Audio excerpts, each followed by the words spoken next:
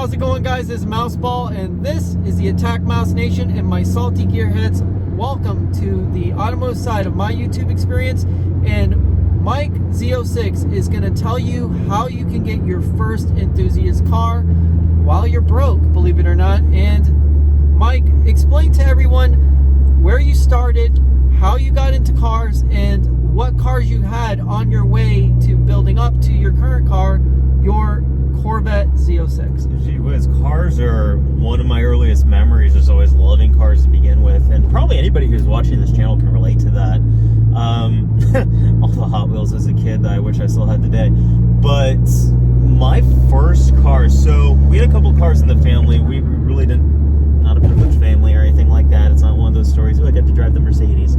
Actually, we did once have a Mercedes. It was an 83 240D. Never got to drive it. Went away long before I got my permit. But that was a special little car. But as I was growing up, when I was getting my permit, the cars that we had in the family that I was allowed to drive was an old 1990 Buick LeSabre Coupe. Ooh, how exciting.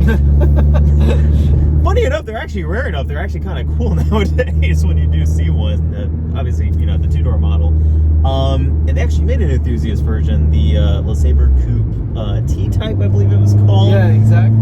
But there was that, and we also had an NB Miata in the family that I remember as a kid. Again, before my permit, I used to get those magazines that we remember from the grocery stores with all the car ads, and I would just flip through them all day long. That's just how crazy I was.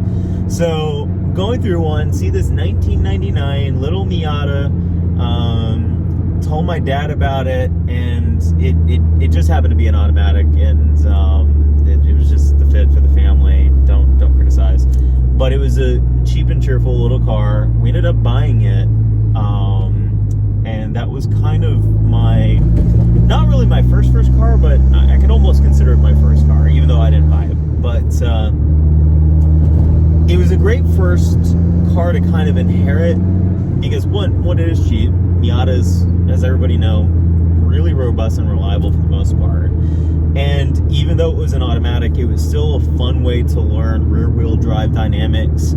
Jose ended up putting coilovers on it. Wow, that was so long, over 10 years ago. Exactly. Basically. We put a pedal extender on one of his Miatas as well. I think it was Old Glory, if I remember correctly. Yeah, that was Chloe.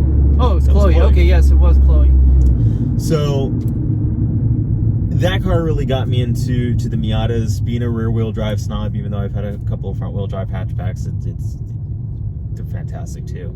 But my first car I got was a 2001 Miata NB with a manual. And it was the Hard S package. Yes, the Hard S package. The package. Bilsteins and the 6-speed. So that was a car. Oh, that thing was a hilariously good fun. So nobody had actually taught me how to drive stick. My stick driving was experience anytime I could actually hop into one and YouTube. And believe it or not, he actually drove his first stick shift car was his dream car, which was a 550 Maranello. Now, to drive a V12 Ferrari of any kind, you have to be very, very blessed. And Mike was working for Palm Beach Ferrari at the time, which, for those of you guys who support Donald Trump, well, Donald Trump was actually at Palm Beach Ferrari quite a few times with his black 458. Now, the thing is that Mike actually transported a lot of very high-end and a lot of very rare Ferraris back and forth to customers' homes, and that's how he got to learn how to drive stick. When he got his hard-ass Miata, well, let's just say that was the beginning of the end. Every car he's had has had to have a manual since then. Oh yeah, totally. And you know what freaked me out at first was, again, coming into it really fresh, not being like an expert with sticks. I had such a hard time driving that car, and I'm like, am I this bad at it? And fortunately, I still had the automatic to kind of go back to and forth from work while I was still learning. Turns out the 2001s, those early cars, that was the first year of the facelift of the MB, had a clutch chattering issue from the factory, and that car only had about 36,000 miles when I bought it. And turns out it was the clutch that was bad. Ended up getting one of the Happy Meal clutch kits from Flying Miata. You also put that in. Exactly. And it was just fantastic afterwards. But how I approached that, and to kind of get into buying a car on a budget, that was, you know, it's always easier said than done to say something like this. You do, in some instances, just have to know people. So being in the car business, I knew this particular car was coming on trade through a friend at another dealership. It's like $5,000 or whatever, and ended up getting my 2001 36,000 mile car. And really why it fit for me, one, $5,000 for a Miata, low mileage, absolute steal. But it also fit from the standpoint of, well, not much goes wrong with these cars. I have a little bit extra if I do want to do some fun things like the clutch and whatnot. I can comfortably do it, and it really isn't going to break the bank. And that's really the angle you have to come with whenever you're shopping for a car on a budget. It's like, okay, basic finances 101. What debt do I have now? Try to pay off as much as you can, obviously, before diving into a car. But really the first thing you want to come to is it going to be your only car, or is it a second car alongside a daily driver, aka a toy?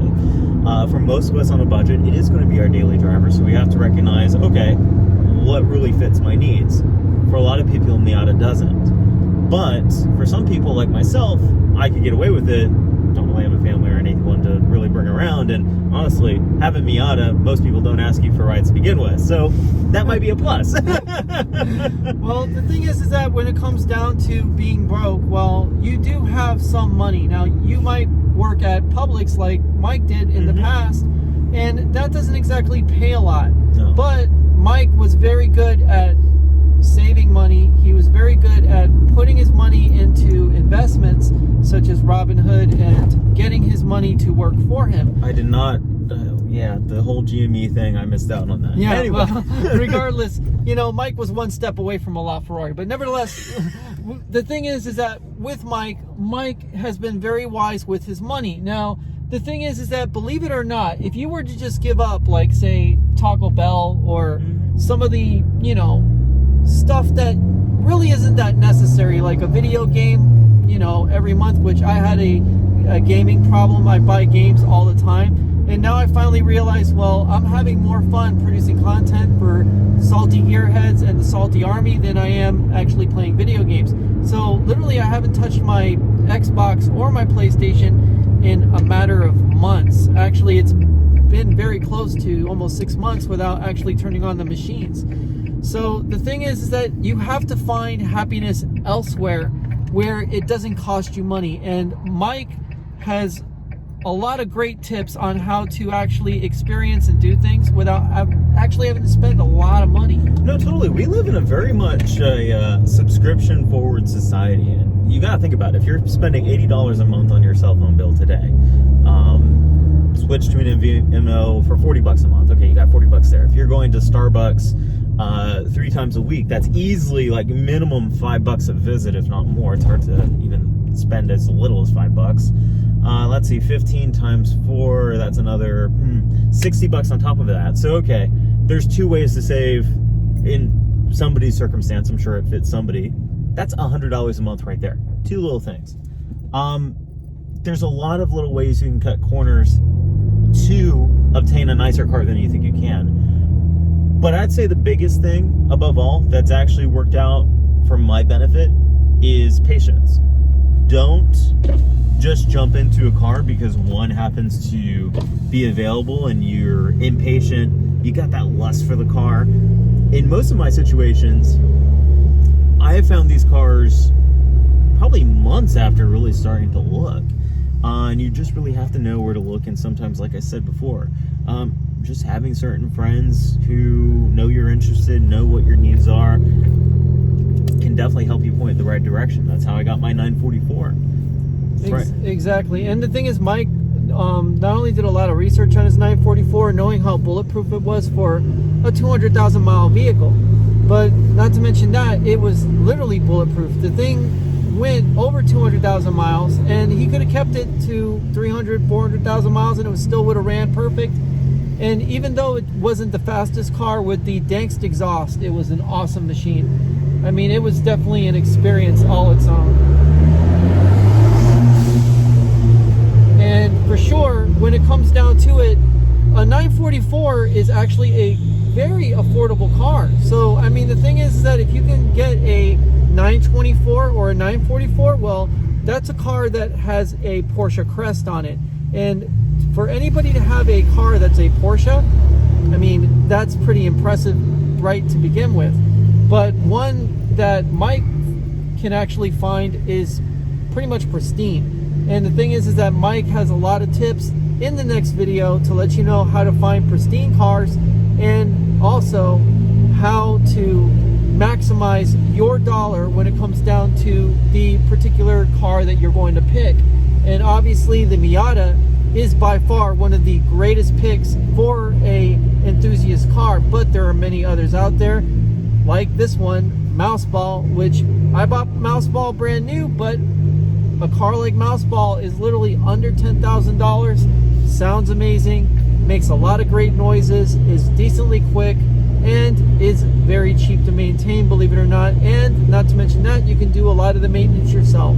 So guys, stay happy, stay healthy, stay wealthy, and remember, Mike ain't broke, I'm not broke, and neither are you. Take it easy, guys. Mouseball out.